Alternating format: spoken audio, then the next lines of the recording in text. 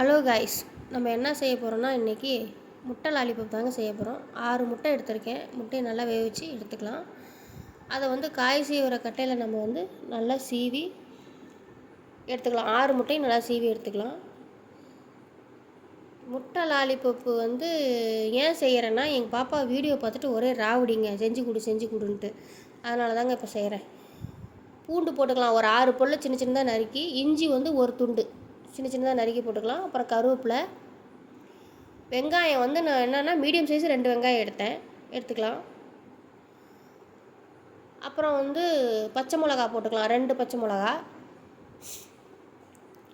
மைதா மாவு எடுத்துக்கோங்க. மைதா மாவு ஒரு 3 ஸ்பூன் போட்டுக்கோங்க. அடுத்து கார்ன்ஃப்ளவர் மாவு 1 ஸ்பூன் போதும் போட்டுக்கோங்க. அதுக்கப்புறம் மிளகாய்த்தூள் 1 ஸ்பூன், தனியாத்தூள் 1 ஸ்பூன், மஞ்சள் ஒரு 1/4 ஸ்பூன் போட்டுக்கோங்க. அப்புறம் கரம் மசாலா 1 ஸ்பூன் போட்டுக்கோங்க.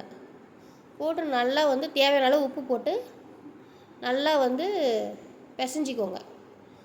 பிசைஞ்சிக்கிட்டு அதே தண்ணி விடும். நம்ம எதுவும் தண்ணியெலாம் கலக்கக்கூடாது. அதையே மட்டும் பிசைஞ்சு எடுத்துக்கோங்க.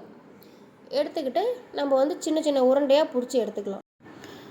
பிடிச்சி நம்ம ஒரு பிளேட்டில் வச்சுக்கலாம். அதுக்கப்புறங்க எனக்கு பிரெட் கிராம் கிடைக்கல. நான் என்ன பண்ணிட்டேன்னா, ரஸ்க்கு பாக்கெட் வாங்கிட்டு ரஸ்க்கு அரைச்சி எடுத்துக்கிறேங்க.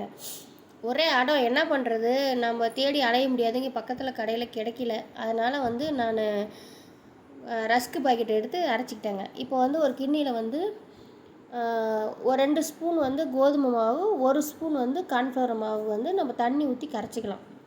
ஆனால் கட்டி இல்லாமல் கொஞ்சமாக தண்ணி ஊற்றி கரைச்சிக்கலாம். கரைச்சிக்கிட்டு அவ்வளோதாங்க, கரைச்சி எடுத்தாச்சு. இப்போ நான் சொன்னேன் இல்லைங்களா, பிரெட் கிராம் கிடைக்கலன்ட்டு நான் ரஸ்க்கு அரைச்சி எடுத்திருக்கேன். இப்போ வானொலி வச்சு எண்ணெய் ஊற்றிக்கலாம். எண்ணெய் நல்லா காயட்டும். காஞ்சதுக்கப்புறம் என்ன பண்ணலாம், நம்ம கரைச்சி வச்சுருக்கோம் இல்லையா, அதில் உருண்டையை டிப் பண்ணிக்கலாம்.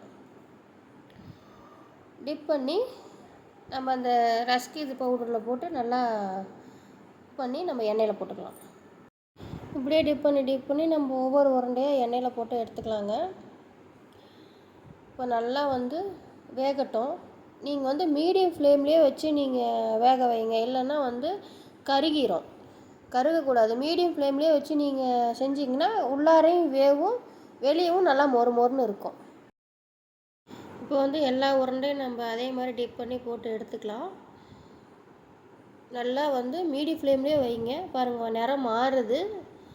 அதுக்கப்புறம் நல்லா பொன்னிறமாக வருது பாருங்கள். இந்த ஸ்டேஜில் நம்ம எடுத்துக்கலாம்.